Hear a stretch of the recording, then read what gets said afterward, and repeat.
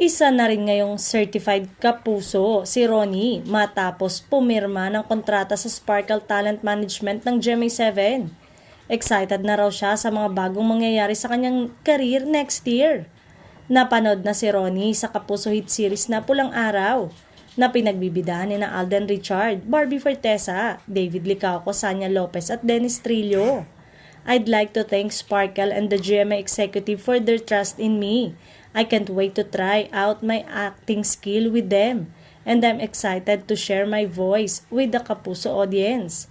In terms of acting, I want to take on roles that will push me as an artist, anya.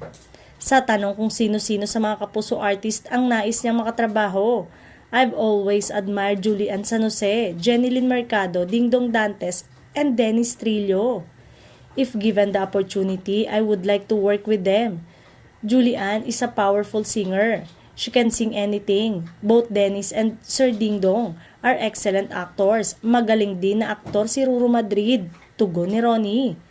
Kamakailan lamang ay nirelease na rin ng bagong Sparkle singer-actor ang kanyang Christmas song na Panalangin Kong Pasko.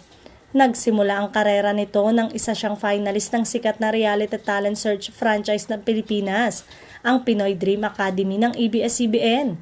Siya ang second runner-up, kasunod ni J.R. Shabok at Grand Star Dreamer na si Yeng Constantino.